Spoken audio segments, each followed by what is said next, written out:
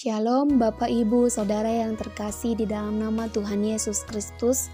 Kita bersyukur untuk kebaikan Tuhan yang begitu luar biasa dalam hidup kita. Kita ada sampai saat ini semua karena kemurahan Tuhan. Dan waktu yang indah ini Tuhan persiapkan bagi kita untuk melakukan pendalaman Alkitab. Kita persiapkan hati kita berdoa. Tuhan, terima kasih untuk kebaikan-Mu di dalam hidup kami yang senantiasa menolong, memberkati kami, memberi kami nafas kehidupan, kemampuan untuk melakukan aktivitas kami. Semua bukan karena kebaikan kami, bukan karena kekuatan kami, tapi semua karena cinta kasih Tuhan Yesus. Terima kasih Bapa yang baik, terima kasih Tuhan Yesus. Kami mengundang Roh Kudus-Mu hadir di dalam hati kami untuk kami boleh melakukan kebenaran firman-Mu dan kami boleh mengerti firman-Mu. Di dalam nama Yesus Kristus kami berdoa dan mengucap syukur kepada Bapa di sorga. Haleluya. Amin. Bapak Ibu Saudara yang terkasih di dalam nama Tuhan Yesus Kristus, tema pendalaman Alkitab kita pada saat ini adalah Tuhan Yesus adalah Nabi kita yang terpercaya di dalam kitab 1 dan 2 Samuel. Samuel adalah nabi yang dipilih oleh Tuhan Allah menjadi penerimaan komunikasi ilahi antara umat Allah dengan Tuhan Allah sendiri. Setelah nabi menerima pesan atau perintah dari Tuhan Allah, maka ia akan memproklamirkan kepada semua umat Allah. Disebut nabi yakni yang pertama berasal dari bangsa Israel. Seorang nabi dari tengah-tengahmu, dari antara saudara-saudaramu, sama seperti aku, akan dibangkitkan bagimu oleh Tuhan Allahmu. Dialah yang harus kamu dengarkan. Di dalam Ulangan 18 ayat yang ke-15. Dan yang kedua, yang memproklamirkan segala sesuatu atas nama Tuhan Allah. Suara Tuhan Allah yang dinyatakan kepada umatnya, dan atas kehendak Allah nabi itu berbicara. Tidak memuaskan hatinya sendiri, tetapi taat dan turut kepada perintah Tuhan Allah. Banyak ayat-ayat lain dalam perjanjian lama yang menyatakan firman Tuhan datang kepada. Pernyataan ini menunjukkan bahwa sumber pesan tersebut adalah Allah, bukan dari nabi itu sendiri. Kita boleh lihat di dalam Ulangan yang ke-18 ayat yang ke-20, demikian kebenaran firman Tuhan. Tetapi seorang nabi yang terlalu berani untuk mengucapkan demi namaku perkataan yang tidak kuperintahkan untuk dikatakan olehnya, atau yang berkata demi nama Allah lain, nabi itu harus mati.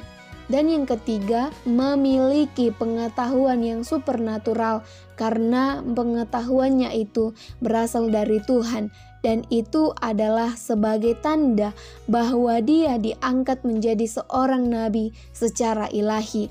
Kita boleh lihat di dalam Ulangan 18 ayat yang ke-21 sampai 22. Demikian kebenaran firman Tuhan, jika sekiranya kamu berkata dalam hatimu, bagaimanakah kami mengetahui perkataan yang tidak difirmankan Tuhan? Apabila seorang nabi berkata demi nama Tuhan dan perkataannya itu tidak terjadi dan tidak sampai, maka itulah perkataan yang tidak difirmankan Tuhan. Dengan terlalu berani, nabi itu telah mengatakannya, maka janganlah gentar kepadanya. Dan yang keempat, nabi dapat melakukan mujizat ataupun suatu hal yang ajaib. Yang kelima, dia harus menjadi teladan dan dapat diikuti oleh semua orang. Kriteria nabi di atas adalah kriteria yang sangat unggul dan merupakan pilihan Tuhan Allah. Pribadi yang unggul yang telah ditetapkan Allah Bapa menjadi nabi yang terpercaya yang melebihi kriteria di atas adalah Tuhan Yesus Kristus. Tuhan Yesuslah nabi yang terpercaya yang telah disiapkan oleh Allah Bapa menjadi pemimpin bagi manusia berdosa. Tuhan Yesus adalah berasal dari Israel, memproklamirkan yang disampaikan oleh Allah Bapa menjadi pengetahuan yang supernatural seperti nubuat. Tuhan Yesus dapat melakukan mujizat dan Tuhan Yesus diikuti oleh banyak orang. Ini menunjukkan bahwa Tuhan Yesus adalah nabi. Sehingga melalui Tuhan Yesus Kristus terjalin hubungan yang erat dan harmonis antara manusia dengan Allah Bapa. Di dalam pendalaman Alkitab pada saat ini ada beberapa pertanyaan yang perlu kita jawab. Yang pertama, mengapa Tuhan Yesus disebut sebagai nabi? Tuhan Yesus menyampaikan segala firman atau perkataan bukan berasal dari dirinya sendiri, tetapi menyampaikan pesan atau ajaran yang berasal dari Bapa yang di sorga. Kita boleh lihat di dalam Yohanes 7 ayat yang ke-16, demikian kebenaran firman Tuhan. Jawab Yesus kepada mereka, ajaranku tidak berasal dari diriku sendiri, tetapi dari Dia yang telah mengutus aku. Ini menunjukkan bahwa Tuhan Yesus merupakan nabi. Ia menyampaikan apa yang berasal dari Allah Bapa, bukan dari dirinya sendiri. Pertanyaan yang kedua, mengapa Tuhan Yesus adalah nabi yang terpercaya? Karena yang pertama, Tuhan Yesus memproklamirkan tentang Bapa, sehingga perkataannya dapat terlaksana dan bukan hanya sekedar berbicara, tetapi ada tindakan. Yang kedua, Tuhan Yesus memberikan nubuatan dan nubuatan itu terjadi ataupun digenapi. Kita boleh lihat di dalam Matius 16 ayat yang ke-21, demikian kebenaran firman Tuhan. Sejak waktu itu Yesus mulai mengatakan kepada murid-muridnya bahwa ia harus pergi ke Yerusalem dan menanggung banyak penderitaan dari pihak tua-tua, imam-imam kepala dan ahli-ahli Taurat, lalu dibunuh dan dibangkitkan pada hari yang ketiga. Yang ketiga, Tuhan Yesus melakukan banyak mujizat dan penyembuhan, mengubah air menjadi anggur, memberikan makan 5.000 orang laki-laki dari 5 roti dan 2 ikan, dan sisanya 12 bakul. Tuhan Yesus juga menyembuhkan orang sakit, mengusir roh-roh jahat, dan membangkitkan orang yang sudah mati, sehingga Tuhan Yesus adalah nabi tertinggi dan nabi yang terpercaya. Pertanyaan yang ketiga, apa perbedaan nabi palsu dan Tuhan Yesus? Nabi palsu pekerjaannya adalah menyesatkan orang-orang yang dikasihi Tuhan Allah.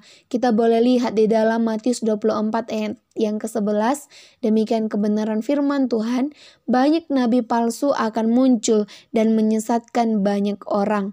Sedangkan Tuhan Yesus adalah nabi yang membawa dan memimpin orang kepada kebenaran. Nabi palsu pada akhirnya akan dihukum di dalam api ataupun akan mendapatkan murka Allah.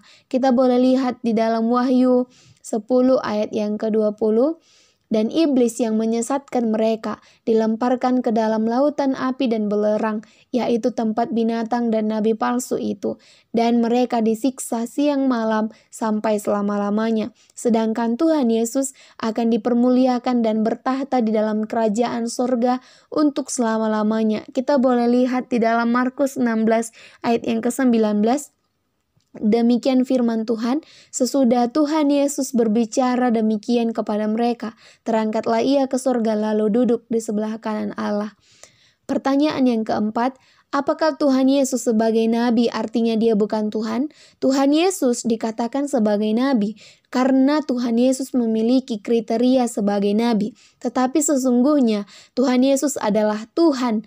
Karena Tuhan Yesus tidak berasal dari dunia ini, tetapi berasal dari sorga. Sedangkan nabi-nabi berasal dari dunia ini. Tuhan Yesus adalah nabi tertinggi karena dia adalah firman Allah sendiri yang turun ke dunia menjadi manusia dan diam di antara kita. Di dalam Yohanes 1 ayat yang pertama dan Yohanes 1 ayat yang ke-14. Pertanyaan yang kelima, sebagai nabi, apakah Tuhan Yesus hanya mampu mengerjakan tugas kenabiannya? Tuhan Yesus, sekalipun seorang nabi, dia tidak hanya mampu mengerjakan tugas kenabiannya, tetapi Tuhan Yesus dapat melakukan segala sesuatunya untuk mempermuliakan Bapa yang di sorga. Hanya Tuhan Yesus, nabi yang mampu untuk menyelamatkan manusia berdosa dari maut. Hanya Tuhan Yesus, nabi yang sanggup memberikan hidup yang kekal di sorga. Tidak ada nabi yang seperti Tuhan Yesus, yang sanggup memulihkan manusia yang sudah hancur hati. Dan yang menjadi kesimpulannya yang pertama, Tuhan Yesus adalah nabi yang terpercaya. Sebab Tuhan Yesus tidak menyampaikan apa yang ada pada dirinya sendiri, tetapi menyampaikan apa yang berasal dari Allah Bapa yang ada di sorga. Yang kedua, Tuhan Yesus sebagai Nabi sanggup untuk menyelamatkan manusia berdosa. Tidak ada yang seperti Dia. Hanya Tuhan Yesus satu-satunya yang sanggup memulihkan setiap hati yang terluka, yang mengerti umat yang dipimpinnya. Demikian pendalaman Alkitab kita. Tuhan Yesus menolong dan memberkati kita untuk melakukannya. Kita berdoa. Tuhan, terima kasih untuk kebaikan-Mu, untuk waktu yang berharga ini Tuhan sediakan bagi kami. Sebentar kami akan mengakhiri pendalaman Alkitab kami. Biarlah kami boleh senantiasa merasakan kasih Tuhan, menikmati hadirat Tuhan atas segala perbuatan-Mu yang begitu ajaib dalam hidup kami. Makasih Bapa yang baik, kami serahkan waktu ke depannya ke dalam tangan Tuhan Yesus. Dalam nama Yesus Kristus, kami berdoa dan mengucap syukur kepada Bapa di sorga. Haleluya. Amin. Demikian pendalaman Alkitab kita. Tuhan Yesus memberkati kita semuanya. Shalom.